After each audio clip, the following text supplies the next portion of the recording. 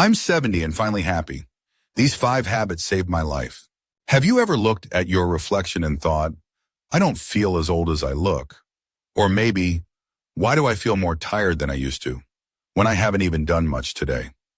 I've had mornings like that too. For a long time, I thought that slowing down, feeling stiff, or waking up without a spark was just part of getting older, something we had to accept. But let me tell you something I wish someone had told me earlier. Happiness after 70 isn't about what we've lost. It's about what we choose to do with what we still have. I'm 70 now, and somehow I'm the happiest I've ever been. Not because life went easier, it didn't. Not because everything went perfectly, it rarely does. But because I made small, powerful changes to how I live each day. And these changes didn't require expensive supplements, a gym membership, or moving to a tropical island. Though I wouldn't say no to that last one. No, these are simple habits. Things you can start doing today, right from where you are. And trust me, the difference they've made in my energy, my outlook, and even my relationships has been nothing short of life-changing. So if you're watching this and thinking, is it really possible to feel better at this age? I'm here to tell you yes, it is. And it starts with daily habits that bring you back to yourself. Let's start with the first one because this one surprised me the most. Every morning now, before I even touch my phone or think about what's for breakfast, I do one thing. I sit quietly, just for 5 minutes. That's it. No TV, no radio, no talking. I just sit with myself. I focus on my breath, and I let my thoughts come and go without chasing them. Some people call it meditation. I call it sanity. Because before I started doing this, I'd wake up and immediately feel overwhelmed. My mind would jump from one thing to another. Appointments, aches, worries about my kids, the news, the bills. It felt like my day had already slipped out of my hands before it even began. But those 5 minutes, they became my anchor. It's like setting the tone for the whole day. I breathe. I listen. Sometimes I pray. Sometimes I just sit with a cup of tea and stare out the window. And what I've found is that peace doesn't come from having no problems. It comes from choosing not to start your day in a storm of noise. Now here's the second habit that turned things around for me. After those quiet moments, I move my body. Not in a punishing way, no pushing myself until I'm sore or breathless. I just move. Sometimes it's a gentle stretch. Sometimes it's a walk down the street and back. Other days, I turn on a song that makes me smile, usually something from the 60s, and I dance around my living room like nobody's watching. Because, let's be honest, nobody is. For years, I thought I needed to exercise to stay healthy. But the truth is, what I needed was joyful movement. Something that didn't feel like a chore. Something I'd actually look forward to. And once I started doing that, my joints felt less stiff. My mood lifted. My sleep got better. Even my digestion improved. It's amazing what a little blood flow can do, especially when it comes with laughter and music. And here's the thing. At our age, it's not about chasing six-pack abs or breaking records. It's about reminding your body, hey, I still love you. I still want you to feel good. That message alone changes everything. You don't need fancy equipment.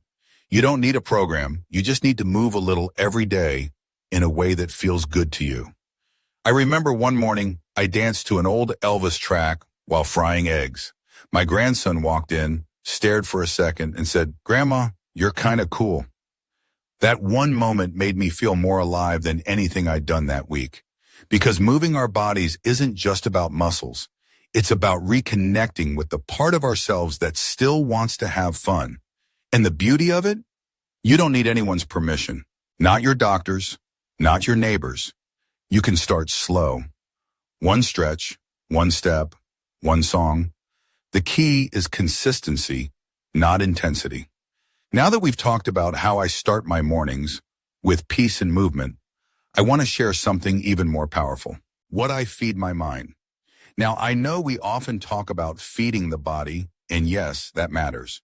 But what you feed your mind each day, that's what shapes how you see the world and how you see yourself.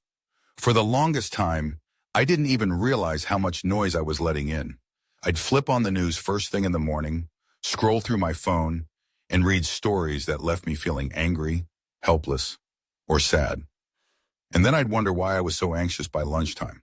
But when I made a conscious choice to be more careful with what I allowed into my head, it was like opening the windows in a stuffy room. Suddenly, I could breathe again.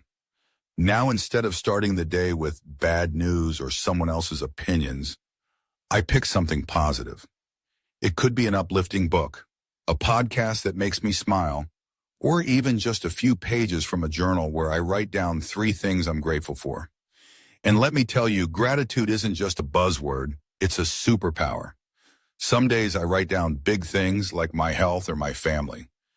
Other days it's something as simple as I found the TV remote on the first try, or the coffee was just right. That shift in focus from what's wrong to what's good doesn't ignore life's challenges. It just reminds me I'm not defined by them. And the more I focus on what's working, the more I see of it. It's like our minds have this built-in spotlight, and whatever we aim it at, that's what grows. So I choose to aim it at peace, at calm, at hope, even on the hard days, especially on the hard days. And speaking of hard days, let's talk about something that used to be incredibly difficult for me, saying no, especially when it came to my time and energy. You know what I mean, right? Someone asks for a favor, and even though your back's aching or you already have plans, you feel guilty saying no. You don't want to disappoint anyone. You don't want to seem selfish, so you say yes again and again until you're exhausted, resentful, and wondering where your day went. But here's the truth I've come to accept. Saying no isn't selfish. It's self-respect. At 70, I don't have the energy to waste on things that drain me. And I don't feel bad about that anymore. Because when I protect my time, I show up better for the things and people that truly matter. Now, when someone asks me to do something, I pause. I ask myself, will this bring me peace or will it leave me depleted? If it's the latter, I kindly decline. And guess what? The world didn't end. People understand more than we think. And the ones who don't, well, maybe they weren't respecting our boundaries in the first place. I've learned that every no to something that doesn't serve me is a yes to something that does. A yes to rest, a yes to joy, a yes to spending an afternoon doing absolutely nothing but sipping tea and listening to the birds. And I've stopped apologizing for that because I'm not trying to please everyone anymore. I'm trying to live fully and on my terms. And with that, let's talk about something that might sound a little surprising. Connection. For years, I thought happiness came from independence. Being strong, doing things on my own, not needing anyone. And yes, there's a kind of pride in that, but I've come to realize that real joy, the kind that fills your heart and makes you feel seen, it comes from connection. And I'm not just talking about being around people. I mean truly connecting. I started reaching out more, not with long, dramatic phone calls or big get-togethers. Sometimes it's just a short voice message to an old friend, a note to say, I'm thinking of you, or taking the time to really listen when someone talks, instead of waiting for my turn to speak. These little moments of connection, they matter. They're like threads that stitch our days together with warmth. And when I stopped waiting for others to make the first move and started reaching out myself, something beautiful happened. My world didn't get louder, it got richer. I wasn't just passing the time, I was sharing it. There was a woman I used to see at the park every morning. For months we nodded but never spoke. One day I just said, "Isn't this sunrise something?" That small sentence turned into a beautiful friendship. We now walk together twice a week, and we've both said it's the best part of our day. It reminded me that connection doesn't have to be complicated. Sometimes it's just about showing up, being kind, and being willing to go first. And that brings me to something that's made all the difference. Not just in how I feel, but in how I live. And that's doing something just for me every single day. Now, I don't mean something that's productive or something that checks a box on a to-do list. I mean something that makes me feel good, that lights me up, that reminds me that I'm still here, still growing, still allowed to enjoy life. For me, it's been painting. I picked up a brush one day on a whim, and what started as messy, awkward strokes turned into the most peaceful part of my week.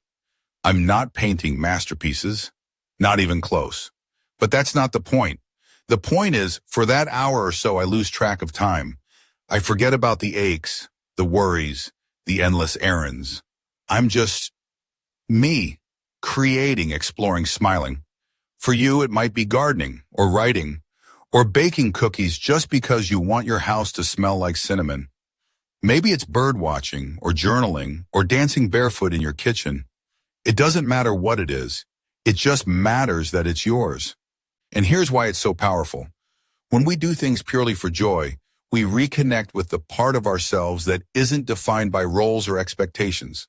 Not as a parent or grandparent or neighbor, but simply as you. That part of you is still very much alive, even if the world hasn't asked her to show up in a while. And when you honor her, everything else feels a little lighter.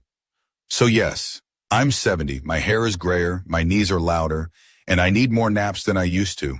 But I've never felt more grounded. I've never felt more me. And it all comes back to these small daily choices. These habits didn't change my life overnight. They didn't erase every challenge, but they gave me back my joy. They gave me back presence, the ability to be here now and actually enjoy it. We live in a world that tells us aging is something to fear, that happiness is something you find when you're young and spend the rest of your life trying to hold on to. But that's just not true. Aging isn't the end of joy. It's the beginning of a different kind of joy, a deeper one. One that's rooted in wisdom, in appreciation, in knowing how quickly life can change and choosing to savor every ordinary moment because of it. So if you're watching this and you're in your 60s, 70s, or beyond, please hear this. It's not too late. It's never too late to feel better, to feel brighter, to feel alive. You don't need to overhaul your entire life. Just pick one small thing and start. Start tomorrow morning with 5 minutes of silence, or move your body for 10 minutes, or write down 3 things you're grateful for. Start where you are, with what you have. That's more than enough. And if you've already started, if you've been walking this path for a while, keep going. Keep choosing yourself in small, kind ways. Keep feeding your mind good things. Keep moving, connecting, and creating joy. And while you're at it, I'd love to hear from you. What's one small thing you do each day that brings you joy? Drop it in the comments. Let's inspire each other, because your story, your habits, might just be the spark someone else needs today. And hey, if this video brought you even a little light, would you do me a favor? Give it a like, share it with a friend who could use a little encouragement, and hit that subscribe button for more videos like this. We're building a space here for those of us who believe that life doesn't stop at 60. In fact, sometimes it finally begins. Here's to early mornings with a quiet heart, to dancing in the kitchen, to saying no without guilt, and to doing things just because they make you smile. Here's to living your best life at any age. Because if I've learned anything in these 70 years, it's this. Joy doesn't come from waiting for the perfect moment. It comes from choosing the moment you're in and making it beautiful. Thank you so much for spending your time with us today. If this video gave you something to think about or made you smile, please give it a like, share it with a friend, and don't forget to subscribe for more wisdom every week. We'd love to hear your thoughts. Leave a comment below and join the conversation. Your voice matters. Your story matters. Until next time, stay wise, stay kind, and take care.